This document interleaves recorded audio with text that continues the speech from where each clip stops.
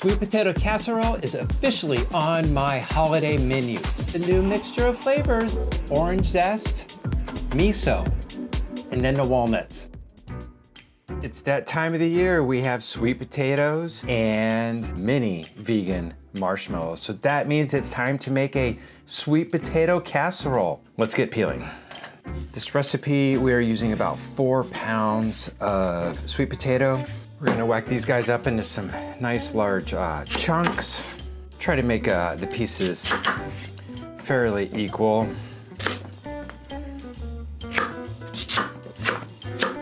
Place them on our sheet pan lined with parchment paper. The oven is preset at 425. We're gonna drizzle just a little bit of oil right on top. Looking for the sweet potatoes to be roasted and of course completely cooked and tender and soft. Nice generous seasoning of kosher salt. All right, off to the oven we go.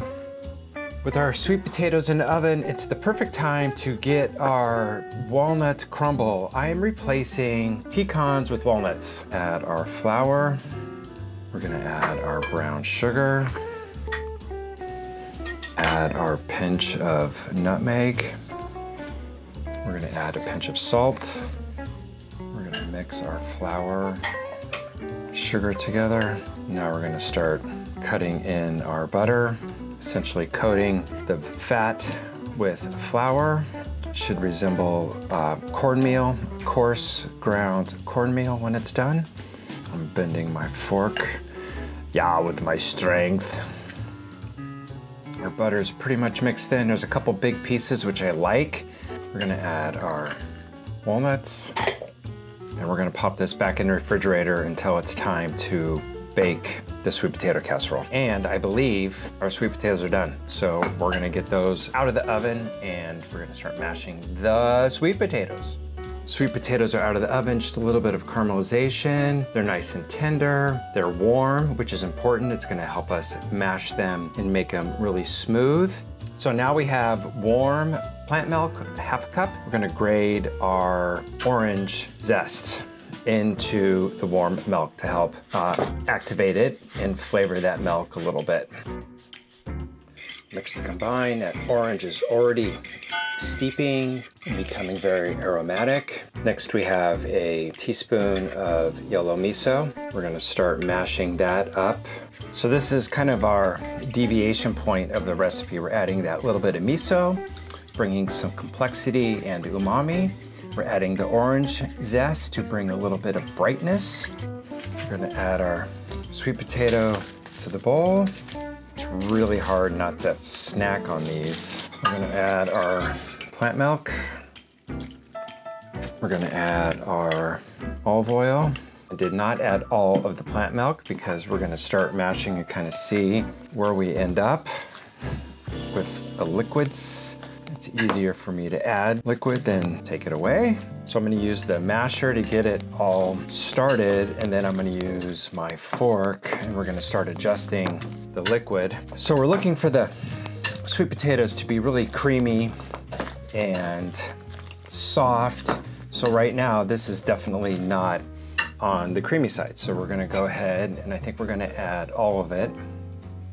Our entire half cup that we started with, and we might need a little more, especially because we kind of roasted ours with the peel off. We lose a little bit of liquid, but we gain a lot of flavor. I'm gonna add about a 1/4 cup just to start. I have moved on to a new tool. We're gonna use a whisk. We're gonna really start incorporating that plant milk so it becomes creamy. We're almost looking for like sweet potato mash at this point. So it's another half cup. So we're gonna have about a cup. And you could already see the colors changing just a little bit. I'm gonna just finish with just a dash. It's really gonna add to the creaminess of our puree. So it's really loosened up quite a bit. It looks great. It's really nice and creamy. It's not smooth because we have those little bit of chunks in there from how we mashed our potatoes and how we cooked our potatoes. If we would have roasted the potatoes with the skin on, this would be a lot smoother, but I really, really enjoy the bit of texture. So now I think we have arrived at the point where we're gonna assemble our sweet potato casserole. For my assembly, I'm gonna use a large cast iron pan. We're gonna just add about a tablespoon of oil on the bottom of the pan. Gonna give it a swirl around. We're gonna add our sweet potato filling. We're gonna spread it nice and evenly.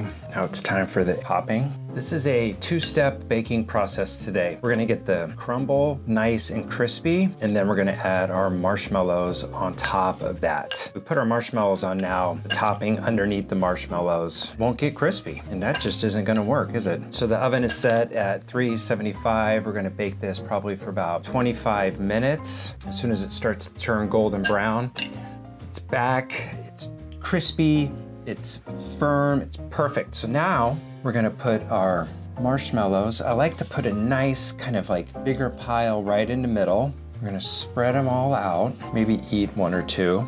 Yum. We're gonna pop this in the oven for about 10 minutes, and then we're gonna turn the broiler on and just lightly toast the tops of the marshmallows. We're back from the oven. The marshmallows are golden brown and they're a little crispy and chewy. Our topping is crispy. The walnuts are beautifully toasted. And of course we have the creamy sweet potato underneath all of this. I think it looks absolutely beautiful, and I love kind of the rustic vibe that the pan gives the dish. Only thing left to do now is to take a delicious big bite. Absolutely delicious. And I am so excited that I finally decided to work on this recipe. 3 things: orange zest, amazing, beautiful perfume; miso, a little bit of umami and richness; and then the walnuts, bringing that acidity. Combine all that, creamy sweet potato, little crunchy topping, and then of course the marshmallows. They're a little crunchy and chewy. So good. Can't wait to eat this for dinner. I think you should make it. And as always, I'll see you next week. Bye.